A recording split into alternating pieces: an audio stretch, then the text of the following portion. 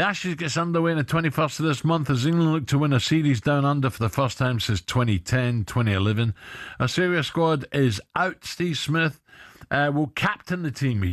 By the way, when he's captain, he normally bats brilliantly, replacing the injured Pat Cummins with Travis Head as his debut. But the front page of the Western Australia paper this morning is a big photo of Ben Stokes with the headlines. Dad, I thought we were having a bit of men at work there.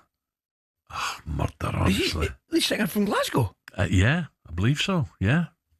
And also Cole Chisel, Jimmy Barnes. Yeah, Jimmy Barnes, yeah, definitely.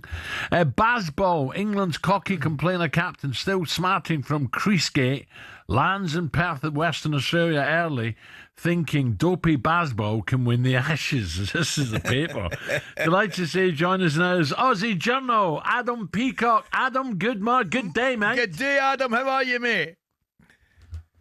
Good evening, guys. Good morning over there. How are we? We're in top form, mate. Listen. Adam, before you have a go at Palms, there's two Scots. Yeah, there's two Scots here, mate. You're talking to two Scots. It's a different conversation. But what you lot, it's not like you lot. It's not like you lot trying to wind everybody up before the event. I mean, the headline was cocky captain complainer about Stokes. I mean, that's a bit harsh, isn't it?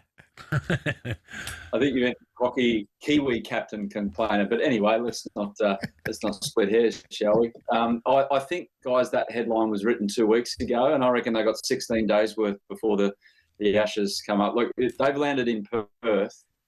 The West Australian, as far as the tabloids go here in Australia, they have got the sharpest knives when it comes to front pages, if you want to put it that way. So there's going to be a bit more where they come from, I dare say, before the first test. Mind you, I think if England just turned up late on and straight into it, they get pelters as well, wouldn't they? You can't win, can you? But this Ashes, talking to people like Darren Gough, he really, really gives England a chance here, Adam, a big chance.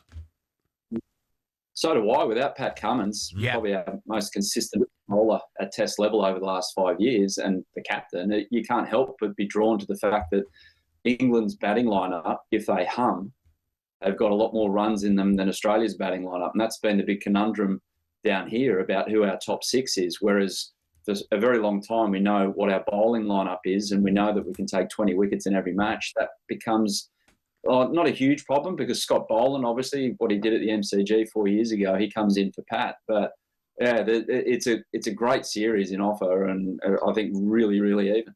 Adam, I've got to say, I can't wait. I really can't wait. I think it's going to be a brilliant series. Who would be key at this moment in time, in your opinion, with the bat for the Australians? Would it be Steve Smith, Travis Head? And who would be key with the ball, obviously, with no Pat Cummins? Yeah, I think the man I mentioned there, Scott Boland. Look, Josh Hazlewood has been playing in a bit of white ball cricket down here and bowling superbly. So he's going to cause a danger. I think the wickets might have a bit in them. As for the bat, yeah, Travis Head will just rock up and try and hit the ball as hard as he can. So he'll do that. Steve Smith, yes, captaincy, as you mentioned at the top, he gets better with captaincy. But Marnus Labuschagne, who got dropped, he's scored over 600 runs in domestic cricket in 8 matches. So he's firing, Marnus. So he comes back in. So, yeah, thankfully he's come good, needed at the moment. I was going to talk about spin or lack of spin. The Aussies, have you now gone in your major league? Have you now gone against spin? Is spin out now? Because Lyon destroyed England at times, but is he going to? What's happened? Why are the Aussies not playing spin? Yeah, he got dropped because of conditions in the last match that they played in Test cricket in the West Indies, but that wicket was a joke. You had to play quick bowling on that. I think the West Indies got bowled out for under 30, so it kind of proved the point that we wanted to get the match done pretty quickly. But Nathan will come back in for this. He'll play all 5 tests and he'll play a big role.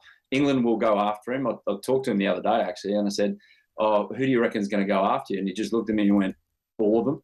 So he knows what's coming. They're going to try and hit him out of the suburb, but I think Nathan's, at this stage of his career, clever enough to work out how to get around that. Adam, you'd never admit it, you lot, but is there anybody at all in that England side you would have a grudging respect stroke fear for? Look, when they get going, guys like Joe Root, Harry Brook, Ben Stokes, as much as we like to give it to the English, these guys are generational players. So hopefully they don't do what Kevin Pietersen, Alistair Cook did down here in 2010 and just decide that this is their second home and go berserk. But they've got every chance to do so, especially Harry Brook. He looks something special, and really like the look of your keeper, Jamie Smith. Yeah. He looks like he might suit Australian conditions. So, look, it's finally poised this Test series. That's what makes it so good. There's no expectations that we're going to wipe you 5-0 and vice versa. So bring it on.